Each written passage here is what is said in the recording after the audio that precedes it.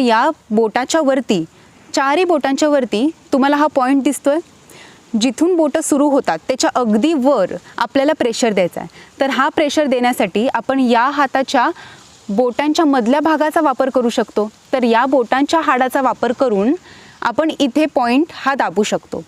पण हा प्रत्येक प्रेशर पॉईंट जो आपण पाहतोय तो कमीत कमी 45 सेकंद ते 1 मिनिट असा आपल्याला दिला पाहिजे. तो प्रेस केला पाहिजे.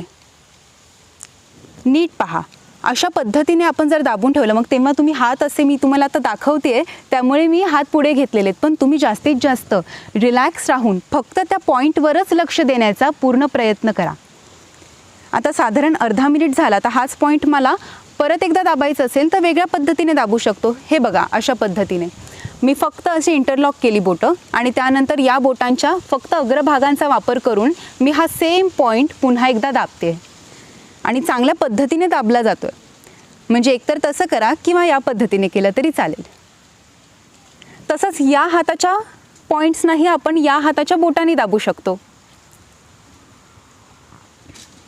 तर अशा पद्धतीने हा प्रेशर पॉईंट अर्धा ते पाऊण मिनिट किंवा 1 मिनिटापर्यंत दाबून ठेवा. आता पुढचे पॉईंट्स कसे दाबायचे ते नीट लक्षात घ्या. या हाताचा हा भाग तुम्हाला दिसतोय, हा उंचवटा दिसतोय. दोन्ही हातांचे हे भाग एकमेकांना टॅप करायचेत आणि तेही जोरजोरात. बघा, या पद्धतीने आपण हे पॉईंट्स दाबायचे आहेत. तसंच आपण या भागाचा वापर करूनही हे टॅप करू शकतो.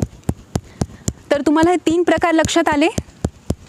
याच पुढे तुम्ही डायरेक्ट क्लॅप्स करा, कारण आपल्या हाताच्या संपूर्ण भागावरती बरेच प्रेशर पॉईंट्स आहेत. म्हणजे संपूर्ण शरीराला आरोग्य देण्याकरिता आपल्याला हे क्लॅप्स उपयोगी ठरतील. आपण नमस्कार करतो की नाही असा, त्याच पोझिशनमध्ये हात आले पाहिजेत. हात पुढे किंवा खाली नको. असे जर तुम्ही हात ठेवलेत तर चांगल्या प्रकारे हे प्रेशर पॉईंट दाबले जातील. टाळी ही अशी नाही वाजवायची, नाहीतर हे लागणार नाहीत बोटं. म्हणजे या बोटांना या हाताची बोटं लागली पाहिजेत, या भागाला या हाताचा भाग लागला पाहिजे आणि तोही जोरात, इतक्या जोरात की तुम्ही हे क्लॅप्स थांबवल्यानंतर तुमचे हात लाल झाले पाहिजेत. आणि जेव्हा तुम्ही हे क्लॅप्स अगदी 100-150 वेळा करता किंवा सरावाने पुढे 500 पर्यंत जाता, तेव्हा तुम्हाला अनुभवता येईल की रिलॅक्सेशन घेतल्यानंतर इथून ते खांद्यापर्यंतचा संपूर्ण भाग अगदी शिथिल झालेला असतो. आणि ब्लड सर्क्युलेशन वाढल्यामुळे ज्यांना सर्वायकल स्पॉन्डिलोसिसचा त्रास आहे, ज्यांना बॅक पेन आहे, त्यांना लगेच बरं वाटायला लागतं. तर ज्यांना मानेचा आणि पाठीचा त्रास आहे त्यांनी हे नक्की करून पहा. आता पुढचा पॉईंट कसा दाबायचा ते नीट शिका. या पद्धतीने फिंगर्स घ्यायचेत. हाताची बोटं अशी इंटरलॉक केल्यानंतर हे असे पॉईंट्स दाबायचेत. म्हणजे दोन्ही बोटांच्या मधला भाग हा आपल्याला चांगल्या प्रकारे दाबायचा आहे. या पद्धतीने. आता हे झाले की बसल्या बसल्याच हातांच्या मुठी अशा घट्ट बंद करा आणि मग व्रिस्ट रोटेशन करा. हे व्रिस्ट रोटेशन अगदी नीट झाले पाहिजेत, कारण मी पाहिलं आहे बरेच लोक खूप कॅज्युअली करतात आणि जेव्हा आपण असे व्यायाम प्रकार कॅज्युअली करतो तेव्हा जे लाभ आपल्या शरीराला व्हायला हवेत ते होत नाहीत. आता बघा, तुम्ही हीच एक्सरसाइज जर अगदी अशी चावी फिरवल्याप्रमाणे केलीत तर याचा ताण आपल्याला इथे कसा जाणवेल, किंवा इथे ज्या शिरा मोकळ्या होत आहेत तिथून रक्ताभिसरण इथपर्यंत जे सुधारतंय ते आपल्याला अनुभवता येणार नाही. म्हणून आपण ही एक्सरसाइज करताना छान हातांची बोटं ताणायची, त्यानंतर अशी मूठ बंद करायची, त्यानंतर घट्ट मूठ बंद करून असे हात फिरवायचे. आता इथे आपला एक बोन आहे, त्यानंतर इथे एक बोन आहे.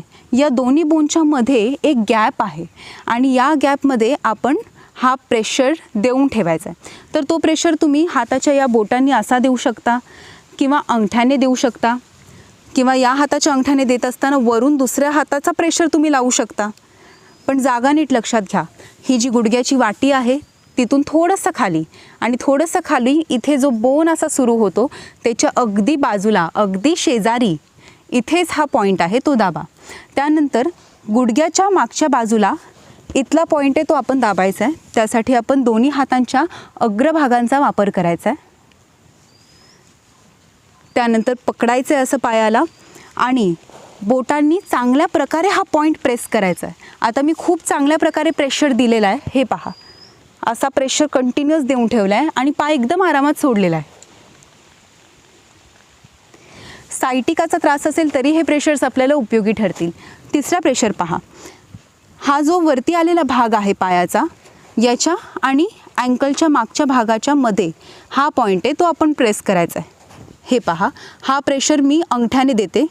अंगठ्याने खूप बरा पडतो, किंवा तुम्ही दुसऱ्या हाताच्या या बोटांनी सुद्धा देऊ शकता.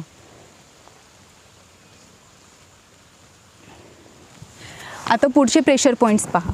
ही दोन्ही बोटं जी आहेत हे आपले पाय आहेत, लक्षात आलं.